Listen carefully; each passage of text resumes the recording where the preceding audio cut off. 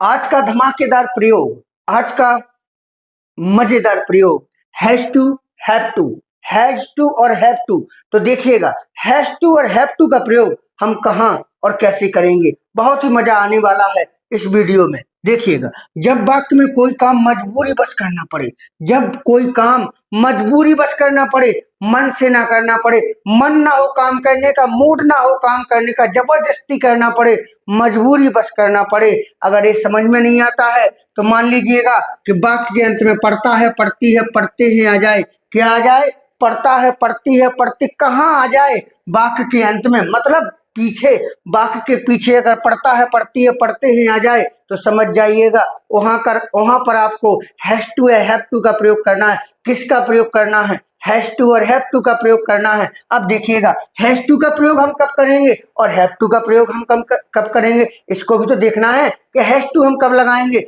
Have to हम कब लगाएंगे। अगर हमने इसको अच्छे से जान लिया तो भैया हमारा वाक्य, हमारा सेंटेंस कभी गलत होने वाला नहीं है और हम अंग्रेजी तो धारा प्रवाह ही बोल लेंगे अगर हमको क्लियर पता चल गया कि हैज टू कब लगाना है और हैव टू कब लगाना है। तो देखिए, सिंगुलर नंबर यानी कि एक वचन के साथ हैज टू लगाएंगे। एक वचन का सब्जेक्ट कौन कौन होता है सिंगुलर नंबर में? सब्जेक्ट कौन कौन होता है? ही सी इट या कोई नाम वगैरह, ये सब सिंगुलर नंबर है, इसके साथ लगाएंगे हैज टू। क्या लगाएंगे? Has to. इनके साथ हमें हैज टू ऐड करना है। और प्लूरल नंबर यानी कि बहुवचन, जो बहुवचन होता है, प्लूरल नंबर जो होता है तो बहुवचन के साथ यानी कि वी, यू, दे और आई, इनके साथ में लगाएंगे हम क्या? Have to. क्या लगाएंगे? Have to. पता चल गया ना हैज टू किसके साथ लगाना है और हैव टू किसके साथ लगाना है? क्लियर हो गया ना? तो करेंगे क्या? पहले सब्जेक्ट लिखेंगे।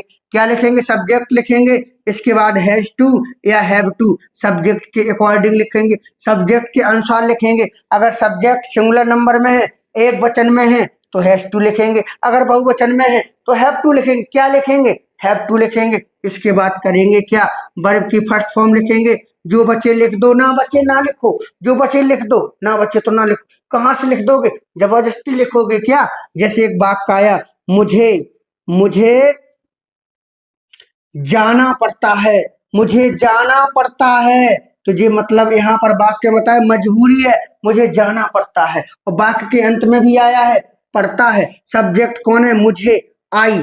अब पढ़ता है, आई के साथ क्या लगाओगे? Have to. I have to. Verb क्या है? गो। आई हैव टू गो, मुझे जाना पड़ता है, आई हैव टू गो।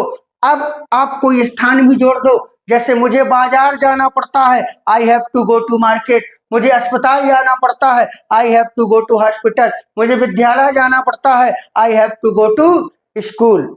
ठीक है, कोई भी कहीं आपको जहां जाना हो जोड़ दो, जहां जाना हो जोड़ दो, खूब जाओ मजबूरी में, ठीक है, तो आप जोड़ दो, मुझे जाना पड़ता है। जैसे किसान को घास काटनी पड़ती है, किसान को घास काटनी पड़ती है, ठीक है।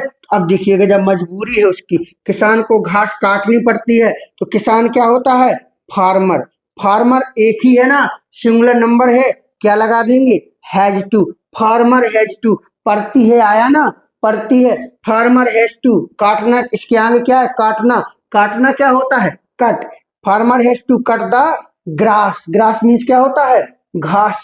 Farmer has to cut the grass, किसान को घास काटनी पड़ती है। मुझे धूप में बैठना पड़ता है, ये और मजबूरी आ गई है। मुझे धूप में बैठना पड़ता है, ये मजबूरी आ गई है, मुझे धूप में बैठना पड़ता है। मुझे की अंग्रेजी क्या बनाओगे? बोलिए मेरे साथ ना, मुझे की अंग्रेजी क्या होगी? आई होगी ना, बहुत सुंदर, आई। अब पढ़ता है आया है तो क्या लगाओगे? Have to. I have to. आगे बढ़ो, बैठना, आगे क्या लिखा है? बैठना की अंग्रेजी क्या होती है? सिट होती है ना। आई हैव टू सिट धूप में, इन द सन। धूप क्या होता है? सन मीन्स सूरज भी होता है, सन मीन्स धूप भी होता है। I have to sit in the sun, मुझे धूप में बैठना पड़ता है। अगर आप ऐसे सेंटेंस बनाओगे, एक सेंटेंस मैं तो कहता हूँ आप कमेंट बॉक्स में जाकर के कमेंट कर दीजिए ना, कमेंट बॉक्स में जाइएगा, एक सेंटेंस कमेंट करिएगा। धन्यवाद।